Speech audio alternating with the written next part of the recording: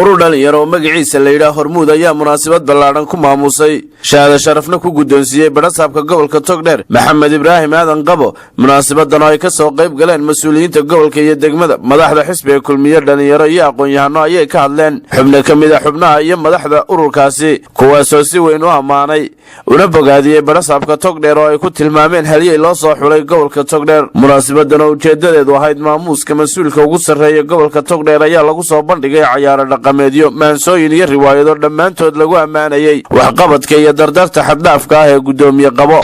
amaanta faraha badan leh ku dhacaysa gudoomiyaha waxa ka iskareeyay annagoo cadiban doonayna inaan iskaashano balse habkeen u sameyn lahayn la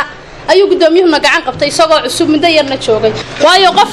doonaya in wax laga qabto ama dareen wax qabad ku abuuray marka qof bilaadan oo taageera uu helo waxa laga yaabaa in badan uu niyada ku sii hooyo la waxa uu cadibnayda doonaysa inaad sameeysid isu tagayagii ama iskaashigayagii ama isuimaadkayagii markuu naga ajiibay annaga soo koobi karayna wax qabadkiisa ama mahad celintiisa waxaanu sameeynaa u sameeynaa shahaado sharaf taasaan caawa xirfada u qabanay isuguna halkan ugu gudoonsin doonaa waxa kale oo qiray waxqabadka iyo kartida gudoomiye Maxamed Ibraahim Qabo mas'uuliyiintii kala duwan ee halkaasi ka hadashay oo kamid ahaayeen barasaabka xigeenka Togdheer Xildhibaan Cabdilaki gudoomiyaha xisbiga kulmiye gobolka iyo xubno kamid ah golaha dhexe kulmiye iyo waliba dhalinyaro tiro badan oo halkaasi ka hadlay iyagoo madaxweynahana ku bogaadiyay inuu abaaray halyeeyay gobolka guulaha u horseedi lahaa aad iyo aad baan u soo dhaweynaynaa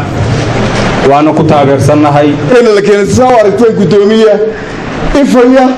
oo doonaya Burco inuu gaarsiiyo meel aad u ballaaran barasaabkaas oo qabadkiisu aad iyo aad u fiican yahay isaga kasbaday in shahaado sharaf la siiyo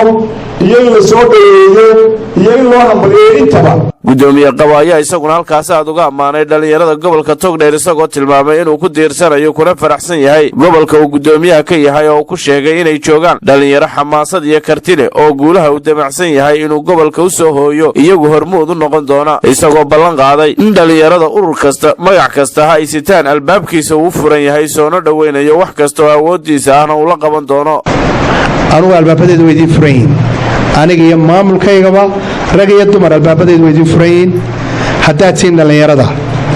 waxa laala wixii aad taageeraan nooga baahataan ee awoodayada ah ee dhismihiina ee wixii aad ugu qabanaysaan dadkiina iyo dalkiina waxaanu idin leenahay diyaar waa iskin garab taagina hal ku dhag baynu samaysanaynaa hal ku dhaga waa riwaayadii namadu inoo dhigeen qabyaalada aas qaran baynu sameeynaynaa burcaanaynu ugu sameeynaynaa Mustafa Ismaan magaalo telefishinka qaranka Soomaaliland magaalada Burco